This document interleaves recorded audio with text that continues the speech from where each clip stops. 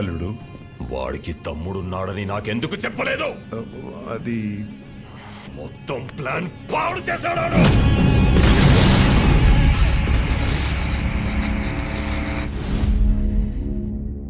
చిన్న వయసులోనే పారిపోయాడు. ఇలా తిరిగి వచ్చి భయపెడతాడని నేను ఊహించలేదు. వాడు తమ్ముళ్ళ లేడు, డామినేటర్లా ఉన్నాడు. వాడి బలమేంటి, బలహీనత ఏంటి, బ్యాక్గ్రౌండ్ ఏంటి, నెట్వర్క్ ఏంటి, అన్న మీద అంతటి ప్రేమేంటో తెలుసుకో. నువ్వేం చేస్తావో, ఎక్కడికి వెళ్తావో నాకు తెలీదు. మళ్ళీ వాడి మొత్తం డీటెయిల్స్ తోనే నువ్వు నాకు కనిపించు. Okay sir.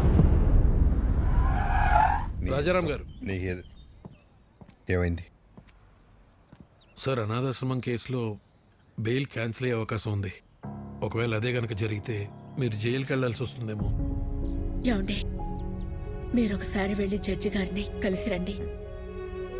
పదండి లాయర్ గారు.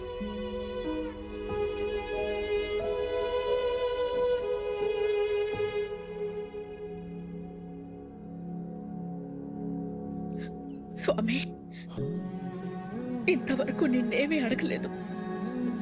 ఇప్పుడు అడుగుతున్నాను. చెయ్యని తప్పుకు ఆయన దోషిగా నిలబడకుండా చూడు.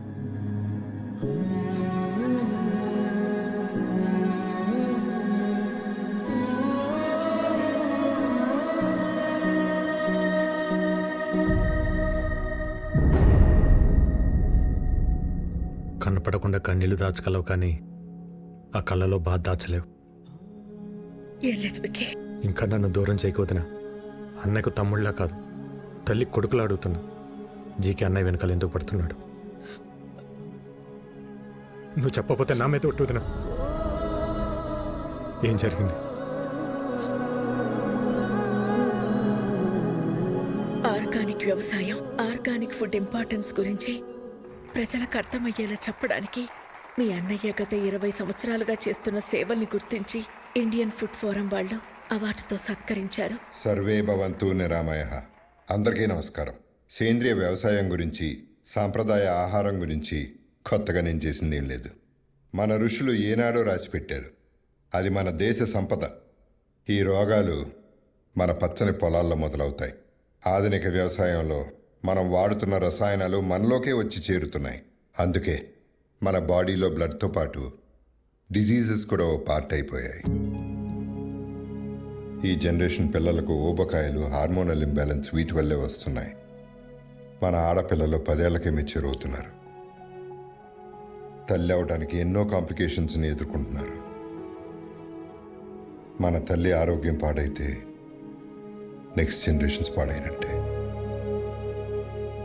స్వచ్ఛమైన ఆహారం, మంచి బంధాలు ఈ రెండే మనిషిని కాపాడతాయి. సర్వే జనా సుఖినో భవంతు. రాజారాం గారికి ఇండియన్ ఫుడ్ ఫోరం తరపున the best healthy food award ఇచ్చి సత్కరించుకోవడం మనందరి అదృష్టం. సరిగ్గా అదే సమయంలో ఎక్స్పోర్ట్కే కాదు, ఇండియాలో కూడా మ్యానుఫ్యాక్చర్ చేయకుండా ఉండాలని రికమెండ్ చేస్తున్నాను. మీ అన్నయ్య ఇచ్చిన రిపోర్టు వల్ల జీకే ప్రోడక్ట్స్ కొన్ని బ్యాన్ అయ్యాయి. జీకే బ్రాండ్ నేమ్ మార్చి అవే ప్రోడక్ట్స్ ని మళ్లీ అమ్మడం మొదలు పెట్టాడు. ఒకరోజు మీ అన్నయ్య అరేంజ్ చేసిన ఆర్గానిక్ ఫుడ్ ఎగ్జిబిషన్ లో పాపారావు పర్మిషన్ లేకుండా తన అల్లుడు GK fake food organic stall పెట్టాడు. These are not organic, they chemical products. అసలు ఈ స్టాల్ ఎవరు పెట్టనిచ్చారు? Where is entry pass? Rajaram, ఒక్క నిమిషం లేటుగా వచ్చేసరికి అబ్బాబ్బాబ్బా. మేనేజర్ చెప్పొచ్చు కదా, ఇది బయట వాళ్ళది కాదు, మన పాపారావు గారిదని. నీ కల్తీ మారలేదు, నువ్వు మారలేదు. జీకే బ్రాండ్స్ నీలా నాలా కాదు, international.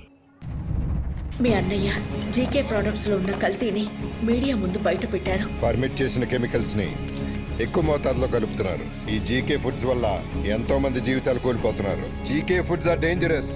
Say no to GK foods. Eat food, not chemicals.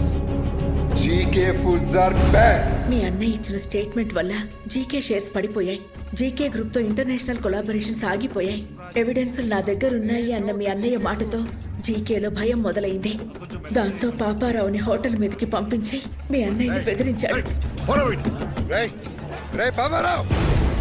భోజనం చేసే వాళ్ళని అర్ధాకలతో లేపడం సంస్కారం కాదని నీకు తెలీదా? చూడు, మర్యాదగా జీకే ఫుడ్స్ గురించి నువ్వు ఇచ్చిన స్టేట్మెంట్ ను మాకొచ్చిన రాంగ్ ఇన్ఫర్మేషన్ వల్ల ఇచ్చానని ఒప్పుకుని మీడియా ముందుకెళ్ళి జీకే ఫుడ్ ఈస్ గుడ్ అని ఒక్క మాట చెప్పేయి. లేకపోతే చాలా కోల్పోతా. నేనెన్ని కోల్పోయినా నీ అల్లుడి విషయాన్ని మంచి ఫుడ్ అని ఎప్పటికీ చెప్పను. జనానికి జీకే విషమమ్ముతున్నాడని నువ్వు బాగానే తెలుసుకున్నావు. కానీ జీకేలో ఎంత విషముందో ముందు ముందు తెలుసుకుంటావు. ఆ టైంలోనే జనని పెళ్లి కుదిరింది. ఇంట్లో ఏ శుభకార్యం జరిగినా మన సుఖీభవ హోటల్ నుంచి అనాథాశ్రమానికి భోజనం పంపించడం మా నాన్నవాయితీ. అలా పంపించిన భోజనం తిన్న పిల్లలు తీవ్ర అస్వస్థతకి గురయ్యారు. ఎలా జరిగిందో తెలియదు కానీ ఫుడ్ పాయిజనింగ్ జరిగింది. Increase the oxygen line. Okay, sir.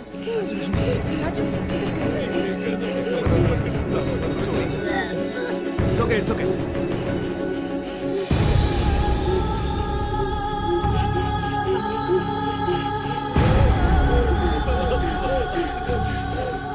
ఆ కారణం చూపించి అధికారులతో కుమ్మక్కై సుఖీభవ హోటల్స్ అన్నిటి మీద రైడ్ చేయించి నకిలీ సరుకులు తనే పెట్టించి సుఖీభవ హోటల్స్ మూతపడేలా చేశాడు. అనాథ పిల్లల అనారోగ్యానికి కారణమయ్యారని మీ అన్నయ్యని అరెస్ట్ చేయించాడు.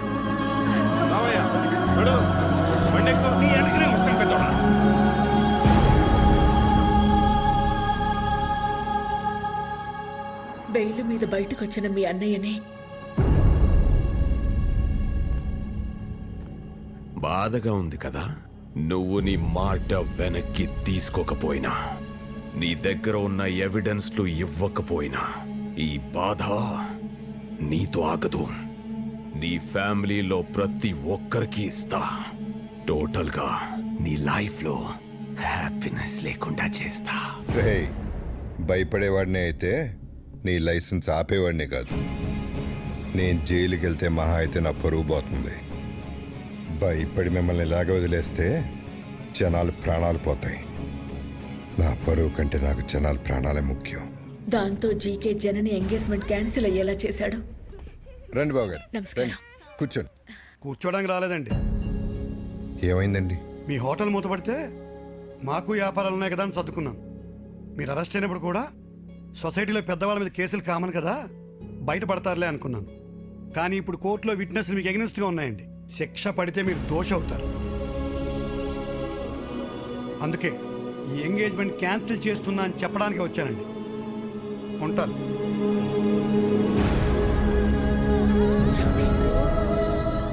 అన్యాయంగా వాడు పెట్టిన తప్పుడు కేసుల నుంచి బయటపడడానికి మీ అన్నయ్య ఒంటరి పోరాటం చేస్తున్న టైంలో నువ్వు వచ్చావు. ఇంత జరుగుతున్న ఈ విషయం నా దగ్గర ఎందుకు దాచారు వదినా?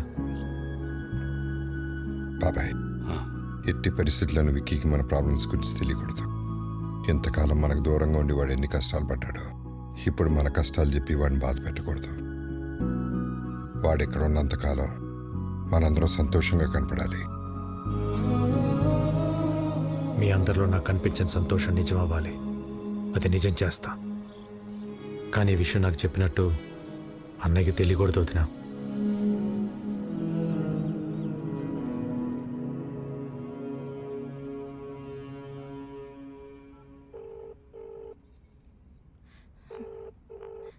You are calling is not answering. Please call again later. The person you are calling is not answering. Please call again. Phone lift చేయడు.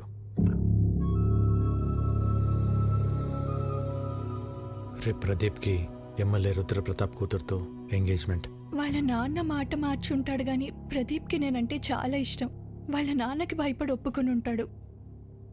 ఆ భయాన్ని నాకు వదిలే. నువ్వు లైఫ్ లాంగ్ అతనితో ఉండాలనుకున్నంత ప్రేమిస్తున్నావా? ప్రదీప్ అంటే నాకు చాలా ఇష్టం బాబాయ్. రేపు ఉదయం రెడీగా ఉండు. ఎంగేజ్మెంట్కి వెళ్దాం. ఓకే?